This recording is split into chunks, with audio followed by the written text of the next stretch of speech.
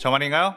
내 이름은 종타쿠 오덕이죠. 우리 종덕이 여러분, 오늘 하루는 어떠셨나요? 오늘은 귀멸의 칼날에 나오는 상현삼 아카자가 혈기가 아닌 귀살대원이 되었다면 어떻게 되었을지에 대한 가상 시나리오를 써보겠습니다. 이 영상에는 원작의 스포일러와 개인적인 견해가 있으니 그 점 유의하시길 바랍니다. 大丈夫ですか? 그럼 시작해볼까요?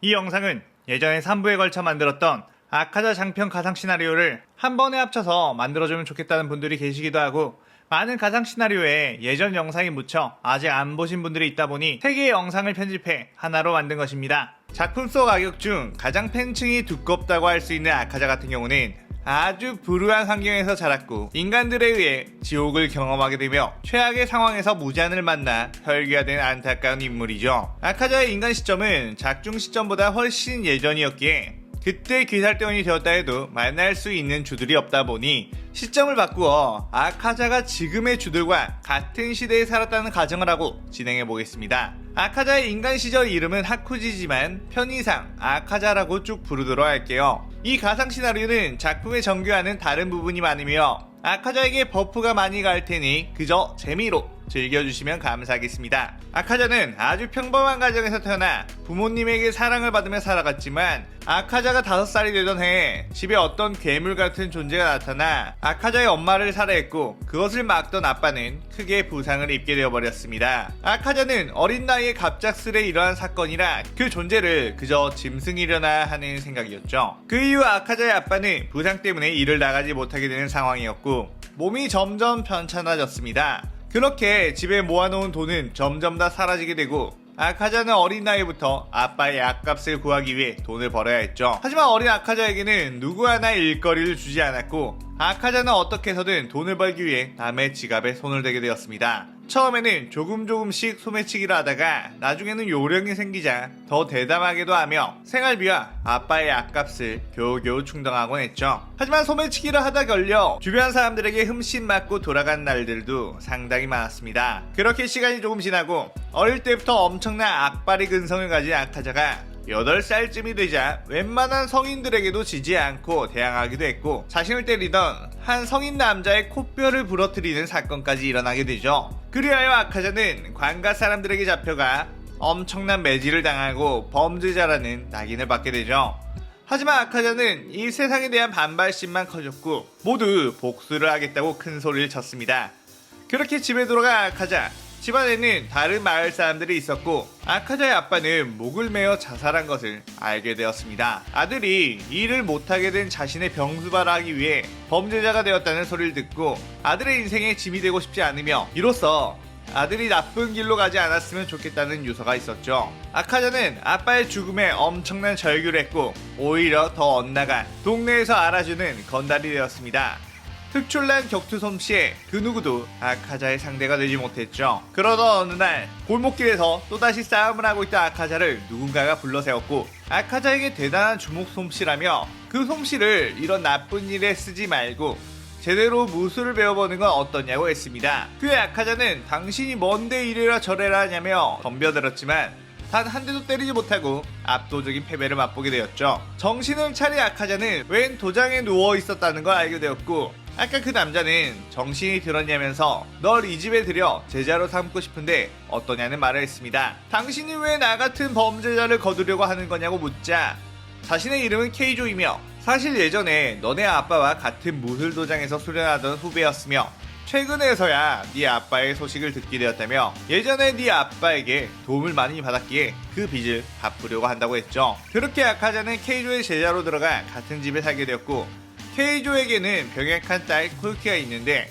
집에 얹혀 살고 끼니를 해결하게 해주는 대신 코유키 곁에서 간호를 좀 부탁한다고 했습니다. 아카자는 코유키를 보자마자 한눈에 뿅 가게 되었고 둘은 점점 친해지게 되었죠. 케이조의 도장에서 잡일을 하며 무술을 배우고 코유키와 함께 공부도 하게 되며 서서히 아카자는 인간에 대한 마음을 열기 시작했죠.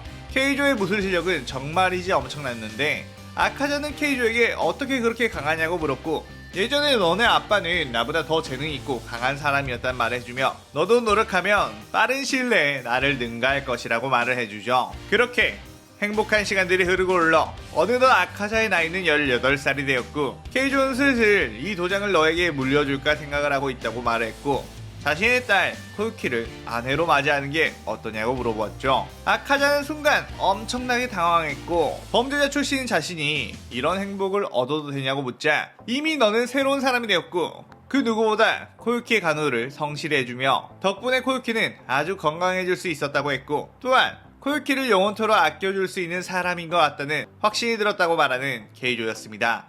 코유키 역시 아카자에게 자신을 신부로 맞이해주겠냐고 진심을 전했고 아카자는 영원히 코유키를 지킬 것을 맹세하게 됩니다. 그렇게 둘은 행복한 나날만을 기대하며 결혼을 준비했죠. 그러던 어느 날 아카자는 케이조의 심부름으로 연마을에 갔다가 새벽쯤이 돼서야 집에 도착하게 되었는데 도장은 엄청나게 난장판 상태였고 누군가가 싸우는 소리가 들려 급히 뛰어갔습니다. 보니 혈기와 케이조는 육탄전을 벌이고 있었고 한쪽에는 코유키가 피를 흘린 채 쓰러져 있었죠. 아카자는 곧바로 그 혈기의 공격을 퍼붓었지만 어쩐지 쓰러지지 않고 계속해서 날뛰며 자신들을 공격했습니다. 그때 그 혈기의 모습을 보고 어릴 적 자신의 엄마를 살해하고 아빠에게 큰 부상을 입힌 그 존재와 같은 것이라는 걸 깨닫게 되었죠. 그렇게 케이조와 아카자는 그 혈기와 동이 틀 때까지 싸웠고 동이 트자 그 혈기는 재가 되어 소멸했습니다. 겨우 끝난 싸움, 우선 쓰러져 있는 코유키부터 확인했는데 코유키는 이미 숨을 거둔 상태였고 케이조 역시 너무 심한 출혈로 인해 죽어가고 있었습니다. 케이조는 아카자에게 코유키를 지켜주지 못해 미안하다며 울었고 자식과도 같은 너네 둘이 행복하게 살아가는 것을 꼭 보고 싶었다는 말을 마지막으로 숨을 거두게 되었습니다. 아카자는 코유키와 케이조의 시신을 끌어안고 온 세상이 떠나갈 듯이 울부짖으며 이 혈기라는 존재를 전부 자신의 손으로 으깨 죽여버리겠다는 다짐을 하죠. 그리고 그 다음날 혈기의 자취를 찾아 어떤 낯선 사람이 찾아왔고 그 남자는 혈기에 대한 존재를 아카자에게 말해줬습니다. 아카자는 왜 더 일찍 알고 찾아오지 않았냐면서 그 남자에게 화를 냈고 그 남자는 면목이 없다며 미안하다고 했습니다. 미안하다고 하면 죽은 사람들이 돌아오냐며 발끈한 아카자는 그 남자에게 달라들어 공격을 했고 그 남자는 아카자의 주먹을 아무렇지도 않게 손바닥으로 잡아버렸습니다. 아카자는 처음 느껴보는 악력에 당황했고 그때 그 남자의 얼굴을 보니 눈물을 주룩주룩 흘리고 있었습니다.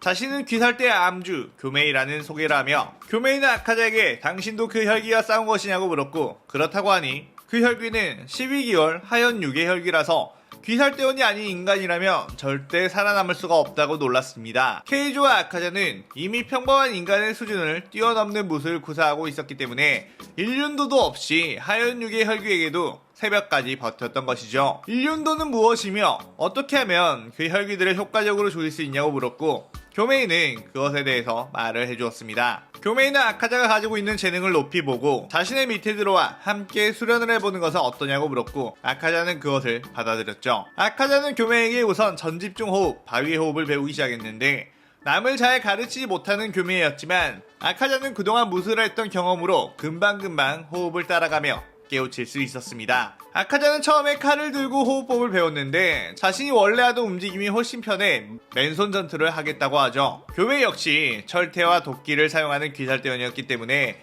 아카자의 고집에 뭐라 할 처지가 아니었죠. 아카자는 바위의 호흡을 배우며 그것들을 최대한 자신의 무술에 대입해보았고 그것은 기존 바위의 호흡과는 다른 새로운 형태의 호흡으로 발현이 되었습니다. 바로 강철의 호흡이죠. 여기서 잠깐 아카자가 귀살대원이 되었을 때 쓰는 호흡이 뭐가 좋을지 예전에 많은 분들이 댓글을 달아주신 적이 있었는데 파괴의 호흡이 좋을 것 같다 라는 댓글이 꽤 많았습니다. 하지만 기존의 호흡법들과 파생된 호흡법들을 보면 어떤 명확한 존재가 붙은 모습이 있습니다. 화염, 물, 바람, 꽃, 바위, 곤충, 안개, 해, 달 이런 식으로요. 파괴라는 말은 행동 자체를 의미하고 어떤 존재를 뜻하는 단어가 아니기 때문에 여기에 붙이는 거 안 맞고 바위의 호흡, 즉 땅의 속성에서 파생될 수 있는 강철이라는 단어를 붙여 아카자가 쓰는 호흡을 강철의 호흡으로 정했습니다. 그렇게 자신만의 호흡을 쓸 수 있게 된 아카자는 귀살병이 되기 위해 선별시험을 보게 되었고 분노가 가득 차 있으며 자신의 무술이 혈기에 통할지 너무 궁금했기에 시작하자마자 뛰어다니며 혈기들을 찾아 나섰죠. 그러다 만난 두 명의 혈기, 그 혈기들은 아카자의 맨손을 보고 어디서 칼을 잃어버린 시험자가 있냐면서 조롱했죠. 아카자는 곧바로 접근해 한 혈기의 면상을 주먹으로 꽂자 혈기의 머리통이 곧바로 터졌고 옆에 있던 혈기가 놀라는 순간 발차기를 이용한 강철의 호흡 각식으로 그 혈기의 머리 또한 날려버렸습니다. 그리고 만나는 혈기들마다 원펀치 3강냉이가 아닌 원펀치 두개골 안녕이었고 주변 시험자들은 아카자를 보고 무슨 파괴의 신이 온 줄 알았다는 평을 했습니다. 그렇게 아카자는 선별시험에 합격하게 되었고 대원복을 하사받고 일륜도를 받아야 했지만 교메이는 자신의 철퇴와 도끼를 만들어준 대장장이에게 특별히 부탁해 일륜도 재질 태양광을 엄청나게 빨아들인 특수한 철로 너클과 특수 신발을 만들어 달라고 했죠. 그렇게 아카자는 귀살대 최초의 격투대원으로 태어나게 되었습니다. 태양 너클을 낀 아카자의 주먹 공격 한 방 한 방은 혈기의 두개골을 박살냈고 아카자의 강력한 발차기 공격은 가드를 했다고 해도 가드한 팔과 함께 몸을 박살내버렸죠. 아카자는 그렇게 파죽지세로 계급이 올라갔고 기살대원들 사이에서도 엄청 유명해질 정도였죠. 그러다가 한 대규모 혈기 집단이 발생했다는 정보를 듣고 아카자가 파견이 되었습니다. 그것은 어느 커다란 빈민가였고 아무도 신경 쓰지 않는 빈민가에서 혈기들이 무리를 지어 인간들을 다 잡아먹고 있었던 것이었습니다. 아카자는 자신의 예전 과거가 떠올라 더욱 분노가 가득한 상태가 되었고 어서 혈기들을 잡아 죽이려고 이 집 저 집을 찾아 나섰습니다.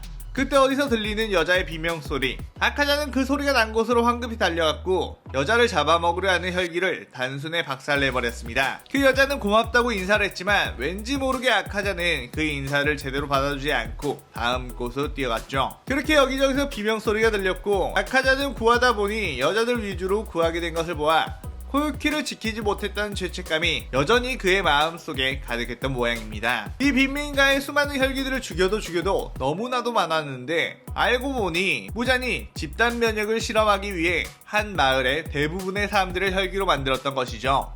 점점 지쳐가는 아카자. 어느새 수십 마리의 혈기들이 아카자를 둘러쌌습니다. 오냐 전부 다 죽여주마 라고 말하며 호흡을 가다듬는 순간 어디서 화염의 검술이 나와 한쪽 통로를 뚫어버렸고 한 남자가 이렇게 많은 혈기가 모여있는 건 처음 보는군 이라는 말을 했습니다. 그 귀살대원의 이름은 렌고쿠 쿄주로. 아직 염주는 아니었지만 당시 염주인 렌고쿠 신주로가 은퇴하면 그 다음 염주로 내정되어 있는 인물이었죠. 그 둘은 한마디의 대화 없이도 서로에게 등을 맡기고 혈기들과 싸웠으며 그 둘의 전투력은 일반 혈기들에겐 그저 괴물처럼 보였습니다. 아카자는 쿄주로의 엄청난 검술을 보고 속으로 꽤나 감탄을 했죠. 지금까지 귀살대원 중에서 이런 강력한 검을 쓰는 사람은 보지 못했고 내신 다른 귀살대원들을 무시하고 있었던 아카자였습니다. 그 혈기들을 전부 처리한 후에 아카자는 쿄주로에게 이렇게 뛰어난 검술은 처음 본다며 귀살대에도 너 같은 사람이 있다는 것에 놀랐다고 말하죠. 그 교메이를 제외하고 말이야. 그 자식은 말도 안 되는 괴물이지.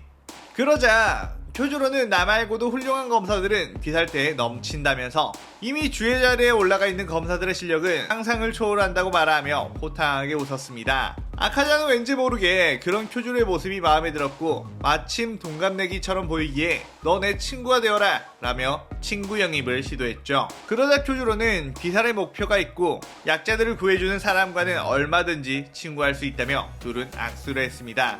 그때 꽤나 강력해 보이는 혈기가 나타났고 그 혈기 눈에는 하연사라는 표식이 붙어 있었습니다. 이 마을의 관리인으로 뽑혀 혈기들을 통솔하고 있었던 혈기 카메였죠. 근육 빵빵한 카메는 매섭고 파괴력 높은 공격을 둘에게 날렸고 이미 체력이 많이 떨어진 이 둘은 제대로 된 공격을 넣기가 힘든 상황이었죠. 카메는 팔에 단단한 거북이 등껍질이 있었고 쿄주로의 화염의 공격과 아카자의 강철의 호흡 공격이 가드에 번번이 막히게 되었습니다. 이들은 역시 하연의 혈기는 만만치 않다는 걸 느꼈고 아카자는 쿄주로에게 자신의 체력이 얼마 남지 않았으니 자신의 모든 힘을 다한 공격으로 저 가드를 뚫을 테니 그때 너가 저 혈기의 목을 베라고 말했죠. 그러고 나서 아카자는 온 힘을 다해 강철의 호흡, 멸식을 사용해 공격을 했고 카메의 거북이 방패는 그 위력에 금이 좌자작가면서 깨져버렸습니다. 자신의 방패가 깨지는 것에 엄청나게 놀란 카메. 그 순간 자신의 범위로 치고 들어온 쿄주로는 화염의 호흡 5형 염호를 사용해 카메의 목을 베어내는 데 성공하게 되었죠. 카메는 그렇게 소멸하게 되었고 둘은 체력을 다 소진해 쓰러져 누워 서로 했던 공격을 칭찬하며 귀살대 지원을 기다렸습니다. 그렇게 수많은 혈기들과 하연사를 잡은 아카자는 주의 자리를 임명받게 되었고 강철의 호흡을 사용하는 강주라고 칭하면 되겠냐는 물음에 자신은 주먹으로 혈귀들을 때려잡기 때문에 권주라고 불러주면 좋겠다고 말했죠. 새로운 주가 탄생한 주합회의에서는 암주 교메이는 자신의 제자가 주가 되어 감동의 눈물을 주룩주룩 흘리고, 랭고쿠 신주로의 은퇴로 염주의 자리로 올라간 쿄주로 역시 열렬하게 축하해 주었습니다. 옆에서 음주우지 텐게는 저 녀석이 가지고 있는 문신 꽤나 화려한 녀석이군, 마음에 든다 라는 말을 했고, 풍주 사네미와 사주 오바나이는 왠지 자신들과 비슷한 동류, 혈기를 핵극혐하는 눈빛의 사내가 들어왔다며 흥미롭게 보았습니다. 충주 신호부는 상냥하게 잘 부탁드린다고 인사를 했고, 수주 기우는 아무 말도 하지 않았죠. 귀살 때 권주가 된 아카자는 꾸준히 혈귀들을 주먹으로 두개골 사요나라를 시켜주며 바쁜 나날을 보내고 있었습니다. 귀살 때의 꽤나 삭막한 분위기 속에서 아카자는 개구쟁이처럼 날뛰며 분위기를 풀어주기도 했죠. 어느덧 자신보다 뒤에 들어온 연주 미치리와 하주 무이치로, 후배 주들도 생기게 되었고, 쿄주로 같은 인싸 타입의 성격은 아니었지만 친한 사람들과는 꽤나 친하게 지냈으며, 특히 실력있고 재능이 보이는 인간들을 귀살대로 엄청나게 영입을 하고 다녔죠. 아카자가 다른 사람들을 만날 때 항상 하는 말은 너도 귀살대가 되어라 였습니다.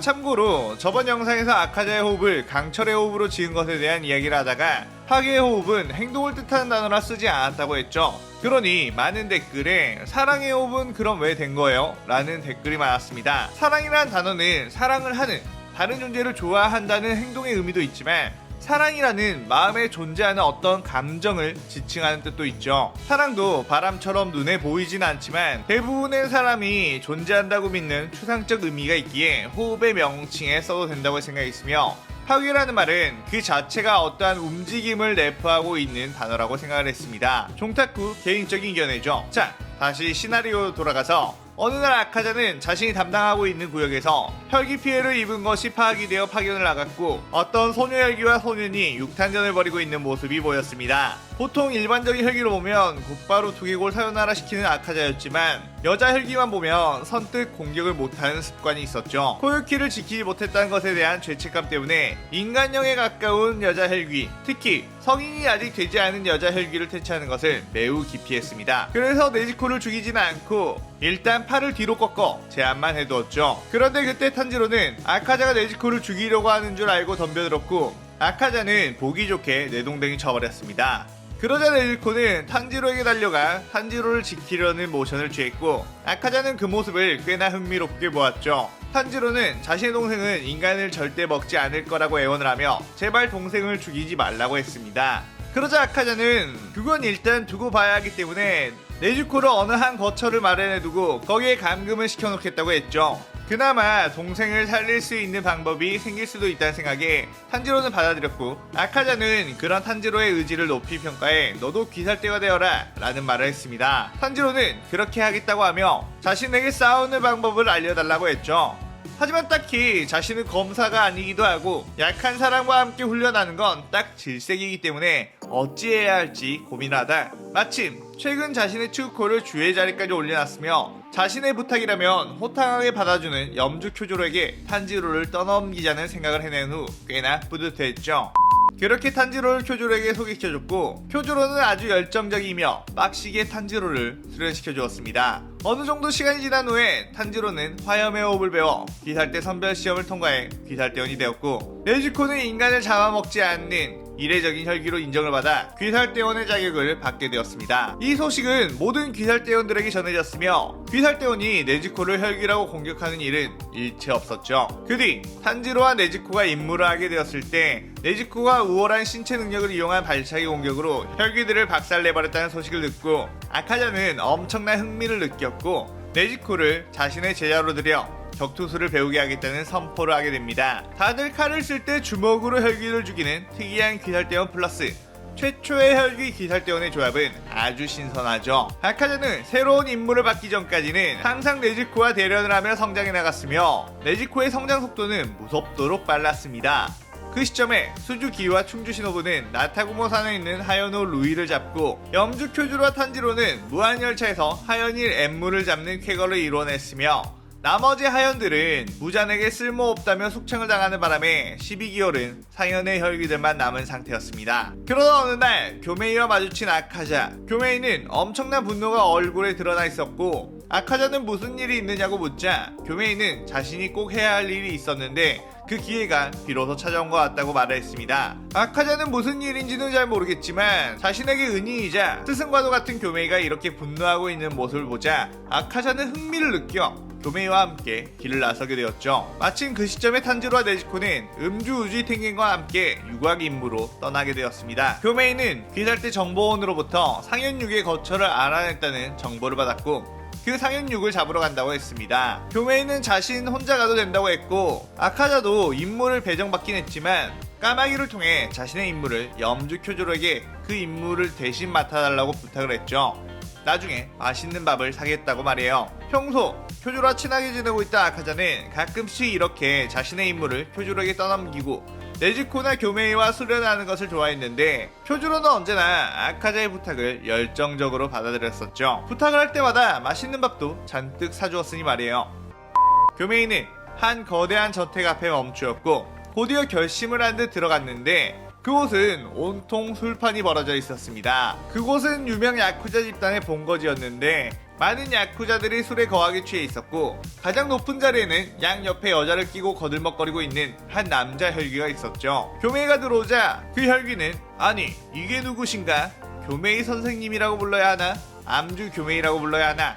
라며 띠껍게 말을 했죠. 그러자 교메이의 표정이 일그러지더니 역시 네 녀석이 맞았구나 카이가쿠 라고 했습니다. 카이가쿠는 어릴 적 교메이가 운영하던 고아원에서 살던 아이였는데 교메이의 말을 듣지 않고 밤늦게 나갔다가 혈귀를 마주쳐 자신이 살기 위해 고아원에 있는 아이들과 교메이를 팔아먹었었죠. 그때 아이들은 한 명 빼고 혈귀에게 살해당했고 교메이는 그 혈귀를 때려 죽였지만 아침이 되자 혈귀의 시체가 사라져 마을 사람들에게 오해를 사 아이들을 살인한 죄로 감옥에 투옥된 적이 있었습니다. 그 이후 카이가쿠는 어디서 번개호흡을 배운 뒤에 귀살대원이 되었다고 들었었는데 계속 한번 보려고 했지만 엇갈렸고 얼마 되지 않아 혈귀가 되어버렸다는 소리를 듣고 계속해서 찾아 나섰던 것이죠. 카이가쿠는 혈귀가 된 후 호흡을 익힌 혈귀이니만큼 아주 빠르게 성장했고 상현6까지 성장한 상태가 되었습니다. 그럼에도 본성은 못 버리고 남들에게 인정받고 싶고 남들을 거느리고 싶어 야쿠자 두목을 죽인 뒤 야쿠자 조직을 거느리고 있었죠. 카이가쿠는 말했습니다. 대대로 상현의 혈기부터는 귀살대 주들이 3명 정도는 붙어야 잡을 수 있는 경지이며 지금 너네 둘로는 절대 나를 이길 수 없다고 낄낄거리며 말을 했죠. 아카자는 발끈해 오냐 한번 해보자 라고 덤벼들려고 하는 순간 교메이가 아카자를 막아섰고 저 녀석은 내가 혼자 처리하겠다는 단호한 말을 했습니다. 아카자는 상현의 혈기와 자신도 싸워보고 싶었지만 둘이 뭔가 사연이 있는 듯하니 이번에는 빠져주겠다고 했죠. 그렇게 교메이와 카이가쿠의 전투는 시작되었고 카이가쿠는 번개의 호흡을 이용한 빠른 스피드로 접근했고 교메이의 목을 노리며 우선 한 마리 라는 말을 했습니다. 하지만 그 순간 교메이는 맨주먹으로 카이가쿠의 면상을 갈겨버렸고 카이가쿠는 저 멀리 튕겨져 나갔죠. 코피가 터져 주르르 흐르는 카이가쿠는 자신의 스피드를 따라왔다는 거에 엄청나게 놀랐습니다. 그리고 우연이겠지 싶어 다시 한번 빠르게 접근했고 목을 베려고 했지만 칼을 휘두르기도 전에 또다시 교메이 주먹이 얼굴에 꽂혔죠. 그 모습을 본 아카자는 저거 일부러 안 죽이고 패는 거구만 쌓인 게 많았나 보네 라는 생각을 했습니다. 카이가쿠는 열받았다고 하면서 자신이 혈귀가 되어 얻은 혈기술을 보여주겠다고 하며 혈기술을 섞은 번개의 호흡 공격을 날렸습니다. 하지만 교메이는 그 공격을 간단하게 피해버렸고 이내 눈물을 흘렸죠. 고작 이런 정도가 되기 위해 어릴 적 아이들을 배신했고 귀살대를 배신한 것이냐며 드디어 교메이는 철퇴를 들었습니다. 이럴 리가 없다며 다시 카이가쿠는 공격을 했지만 교메이의 바위의 호흡 공격에 양팔이 날아가 버렸죠. 엄청난 공격력에 당황하던 카이가쿠는 어째서 상현이 된 자신이 주 한 명에게 이런 꼴을 당해야 하냐고 성질을 냈습니다. 카이가쿠는 자신의 부하들에게 소리치며 이 자들을 어서 막으라고 했는데 보니 이미 아카자가 야쿠자들을 산더미처럼 쌓아놓고 그 위에 앉아서 카이가쿠를 구경하고 있었습니다. 그 순간 교메이는 나무 아미타브를 외치며 카이가쿠의 머리와 몸통을 박살내버렸고 상현인 내가 라는 말만 남긴 채 소멸했습니다. 상현만 되면 세상이 자신의 것이 된다고 생각했나 보죠. 교메이는 자신의 손으로 카이가쿠를 퇴치해서 후련했지만 그래도 자신이 거두어 길렀던 아이였기에 자신 때문에 저렇게까지 되어버린 것은 아닌가 하며 눈물을 흘렸고 아카자는 조용히 교메이의 화난 실력을 보고 괴물 같은 녀석, 이 녀석은 화나게 하면 안 되겠다 라는 생각을 하며 상현육 카이가쿠 임무가 끝이 났죠.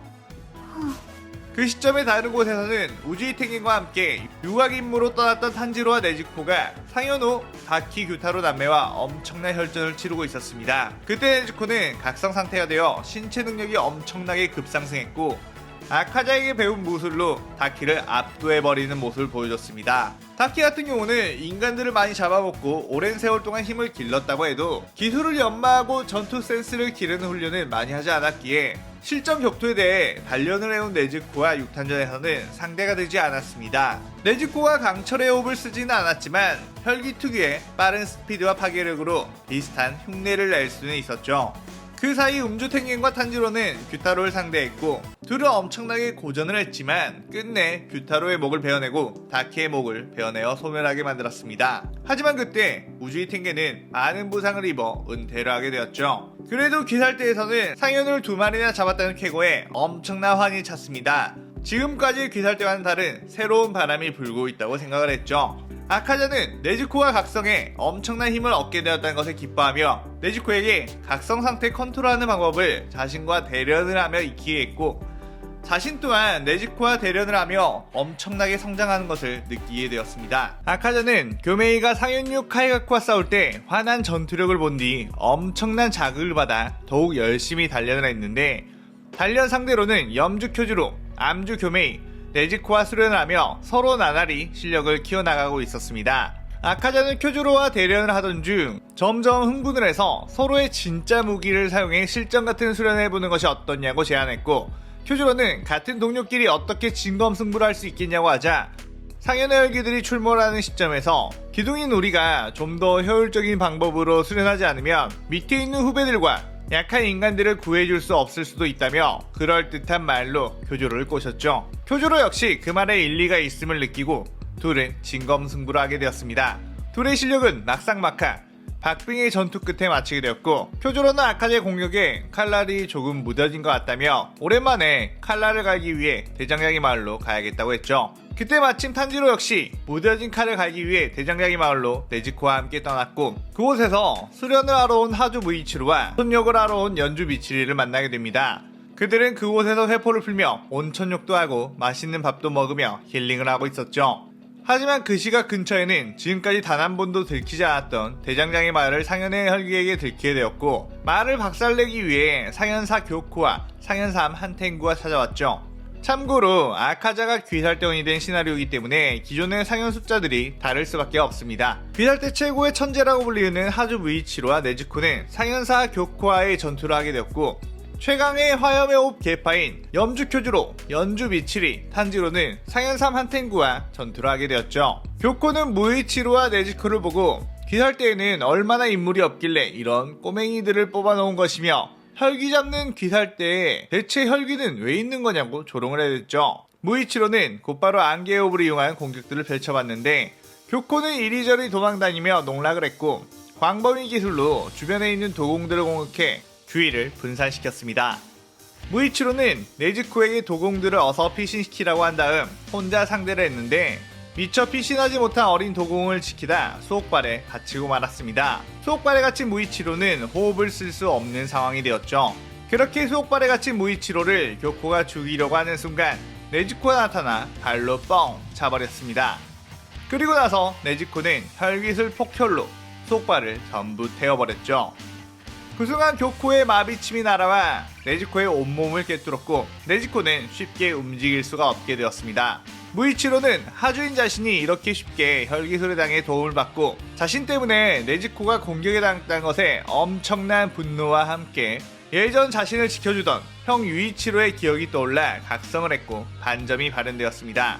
순간 엄청난 스피드로 교코에게 공격을 했고 교코는 말도 안 되는 이 스피드에 최종 상태로 변신을 했죠. 하지만 역시나 무이치로의 상대가 되지 못했고 팔로는 농락과 입으로는 복서를 당해 몸과 마음 모두 큰 상처를 입고 소멸하게 됩니다. 한편 쿄주로 일행과 한탱구와의 싸움에서는 쿄주로가 칼로 몸을 베어내자 계속해서 분신체가 늘어났고 각자의 개체 하나하나가 쉽지 않은 상대였습니다. 하지만 역시나 주가 2명이나 있는 상황에서는 한탱구의 분신들은 이들에게 큰 데미지를 주지 못했죠. 쿄주로는 압도적인 화력으로 모든 한탱구의 분신들의 목을 베어냈지만 소멸하지 않았고 이들은 점점 체력이 떨어지기 시작했습니다. 그때 쿄지로는 어디엔가 본체가 있을 거라는 결론을 내리고 탄지로에게 그 본체를 찾으라고 명했죠. 한탱구의 분신들은 전투력을 밀리자 조야쿠텐으로 합체를 했는데 조야쿠텐의 공격력은 단 한 번의 미치리를 기절시킬 정도였습니다. 그 뒤 쿄지로와 조야쿠텐은 1대1의 싸움을 펼치기 시작했고 쿄지로는 조야쿠텐의 압도적인 공격력을 버텨내며 어서 탄지로가 본체를 찾길 기다리고 있었죠. 조야쿠텐은 다시 기름 모아 미치리를 기절시킨 기술을 쿄지로에게 날렸고 쿄지로가 그 기술을 막으려고 하는 순간 미치리의 사랑의 호흡이 튀어나와 그 공격을 베어냈습니다. 쿄지로가 미치리에게 괜찮냐고 묻자 미치리는 걱정 끼쳐서 미안하다며 울었고 미치리의 몸에는 반점이 있었죠. 다시는 실수하지 않겠다며 엄청난 공격을 뿜어내는 미치리. 조야쿠텐은 그런 미치리의 공격력에 엄청나게 놀랐고 자신의 공격에 죽지 않았다는 것에도 경악을 했죠. 그렇게 시작된 미치리와 쿄지로의 합동 공격은 조야쿠텐의 재생 속도보다 강력했으며 한탱구의 본체를 찾은 탄지로는 강력한 화염의 호흡으로 한탱구의 목을 날려버렸습니다. 이렇게 하주 무이치로와 연주 미치리의 반전 발현으로 인한 상현태치는 귀살댁의 엄청난 수확이었죠. 상현태치 말고도 반점이란 존재가 단기간에 엄청난 전투력을 끌어올려준다는 것을 알았으니까요. 그리고 이제 상현 2마리와 무잔만 잡으면 된다는 생각에 우베야시키 당주는 꽤나 위험한 도박을 했습니다. 무잔에게 일부러 자신의 위치를 들켜 최종 국면을 시작하게끔 하는 것이었죠. 무잔은 우부야시키의 계획대로 저택에 찾아왔고 우부야시키는 자신의 얼마 남지 않은 목숨을 자폭과 함께 최종 국면을 알리며 퇴장했습니다. 하지만 무잔 역시 그냥 오진 않았고 나키메를 통해 귀살대원들을 무한성으로 전부 데리고 왔죠. 무한성 안에는 미리 무잔이 만들어놓은 수많은 하연급의 혈귀들과 하연 1보다 전투력이 강한 혈귀들을 많이 포진시켜 놓았고 귀살대 주들은 그들을 하나하나 퇴치해갔습니다. 그때 충주 시노부는 가장 빨리 상현이 도우마를 만나게 되었고 자신의 언니 카나의 원수임을 알자 엄청난 분노와 함께 싸움을 시작했습니다. 하지만 도우마의 막강한 공격에 큰 상처를 입게 되었죠. 그렇게 시노부가 도우마에게 먹힐 위기가 찾아왔을 때 순간 네지코가 뛰어와 도우마의 머리통을 걷어차버렸습니다. 도우마는 곧바로 재생을 한 뒤 귀여운 혈기와 강한 여자 인간이 있어 너무 행복하다며 둘에게 엄청난 공격을 퍼붓었죠. 막강한 도우마의 혈기술에 네지코는 시노부를 지키느라 겨우겨우 버티고 있는 게 한계였습니다. 그때 아카자가 나타나 도우마의 머리통 윗부분을 날려버렸죠. 아카자는 주변에 수많은 여자 시체들이 있는 것과 여자인 시노부와 네지코가 다친 모습을 보고 눈이 뒤집혔습니다. 그도 그럴 것이 코유키에 대한 죄책감 때문에 여자들을 지키는 것에 온 마음을 썼던 아카자였기 때문이죠. 도우마는 아카자에게 왜 즐거운 시간을 방해하느냐며 정색을 탔고 아카자는 그저 공격을 퍼부었습니다. 하지만 도우마의 혈기술로 인해 폐가 얼어붙어 쉽게 접근할 수가 없었죠. 주먹으로 싸우는 아카자라 근접전으로 가야 승산이 있는데 가까이에 가면 도우마의 냉기 열정 때문에 폐가 얼어버려 치명상을 입게 되는 것이었죠. 그렇게 이러지도 저러지도 못한 채 폐가 이미 반쯤 얼어버린 아카자. 그때 네지코가 폭혈로 아카자의 몸을 태워버렸습니다. 네지코의 폭혈은 인간에게는 무해하고 혈기에 관련된 것들만 전부 태우는 특성이 있기에 도우마의 혈기술로 인한 폐 속의 냉기가 전부 사라졌죠. 움직임이 한결 편해진 아카자는 네지코에게 자신의 너클에 폭혈의 불꽃이 지속될 수 있도록 할 수 있냐고 물었고 네지코는 아카자의 등을 양손으로 밀며 온몸에 폭혈이 돌도록 했습니다. 그와 동시에 아카자는 강철의 호흡을 사용해 도우마에게 돌진했고 도우마가 얼음 공격을 하자 불타는 강철의 주먹으로 모두 쳐내며 도우마의 코앞까지 도달했죠. 그때 이미 불타고 있는 아카자에겐 도우마의 냉기 열정이 도달할 수 없었고 그대로 아카자는 강철의 호흡 5위 천은 난장광을 사용해서 도우마의 온몸을 난타했습니다. 안 그래도 태양의 힘을 잔뜩 먹은 철로 만든 너클이었는데 거기에 혈기를 불태우는 네지코의 폭혈까지 더해져 도우마의 온몸이 파괴됨과 동시에 그 주변이 불타올랐고 도우마는 목만이 공중에 떠올랐습니다. 그때 아카자는 강철의 호흡 멸치를 사용해 목과 머리통 통째로 박살내 소멸시켜버렸죠. 아카자는 도우마를 보며 이 녀석과는 정말 도무지 절대로 친해지지 않았을 것 같군. 내가 혈귀가 되었을 때 만났던 이 녀석이 인간이었을 때 만났단 말이야 라는 생각을 했습니다.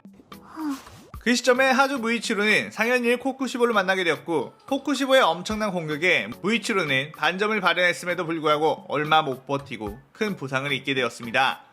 그렇게 죽임을 당하려는 절체절명의 순간 사네미와 쿄주로가 나타나 코쿠시보의 공격을 막아냈고, 코쿠시보와의 격렬한 합에 사네미는 많은 상처를 입었습니다. 하지만 사네미의 희귀혈 때문에 코쿠시보는 비틀거리기 시작했고, 쿄주로는 그 순간 반점을 발현해 코쿠시보에 아주 큰 데미지를 입혔습니다. 지금까지 만난 상현 중 가장 강력한 귀기가 뿜어졌기에 쿄주로는 마음을 먹고 반점 발현 조건을 스스로 이끌어내 반점을 발현시켰죠. 하지만 역시나 코쿠시보는 엄청난 재생력을 보여주며 다시 이들을 압도했고, 사네미 역시 반점을 발현해 버텼지만 시간이 갈수록 코쿠시보에게 무너지게 될 확률이 높아져만 갔죠. 그때 귀살대의 끝판왕 암주 교메이가 두둥 등장하게 되었고, 교메이는 코쿠시보의 엄청난 귀기를 느끼자마자 곧바로 반점을 발현해 몸을 부셔버렸습니다. 하지만 재생 속도가 워낙 빠른 코쿠시보는 그 공격들을 버텨내며 이들에게 어마어마한 참격들을 날리며 데미지를 주었죠. 급이 다른 강함에 엄청나게 고전을 하고 있던 이들. 하지만 역시나 코쿠시보도 엄청나게 지쳐가고 있는 상황이었죠. 코쿠시보는 자신이 인간 시절 때보다도 훨씬 뛰어난 인재들이 이렇게 모여 귀살의 의지를 다지고 있는 모습을 보며 아련한 옛 기억이 떠오르기 시작했습니다. 동생 요리이치와 대화를 하며 자신들의 검술만이 최강이며 이런 검술이 끊기는 게 무서웠는데, 우리가 아니어도 얼마든지 새로운 검사들이 나와 약자들을 지키며 부조리한 세상에 맞설 테니 걱정하지 않아도 된다고 했었죠. 하지만 코쿠시보는 그 말을 믿지 못하고 두려움에 혈기화되었는데, 정말로 요리이치의 말대로 뛰어난 검사들이 있다는 것에 자신의 선택을 후회하기 시작했죠. 잡생각을 뿌리치려고 코쿠시보는 참격을 날렸는데, 그때 요리이치가 나타나 그 참격을 깨버렸습니다. 코쿠시보는 요리이치의 등장에 멘탈이 더더욱 무너져 내리기 시작했고, 주들이 함께한 합동 공격에 목이 날아가 버렸습니다. 어떻게 해서든 목의 약점을 극복해보려고 노력했고 성공한 듯 싶었지만 자신의 모습은 괴물과도 같았고, 이 추한 모습을 요리이치에게 보여주고 싶지 않아 재생하는 것을 포기하게 되었죠. 그렇게 몸이 소멸해가면서 요리이치를 쳐다보는데, 자신의 눈에 요리이치로 보였던 인물은 탄지로였고 자신의 착각이었다는 걸 알게 되었죠. 하지만 혈기가 되어서도 요리이치의 그림자에서 벗어나지 못하며 끊임없이 공허하던 삶을 끝낼 수 있어서 차라리 다행이라는 생각을 하며 소멸하게 됩니다. 어느새 다른 주들은 나키멜을 공략해 무한성이 붕괴되게 만들었고, 이제 무잔만이 남은 시점, 상현의 혈기와 수많은 혈기들을 상대하며 엄청나게 지친 귀살대원들. 무자는 일반 귀살대원들을 죽이며 힘을 회복했고, 상현을 상대하지 않았던 주들이 먼저 무잔과 마주쳐 필사적으로 싸우고 있었습니다.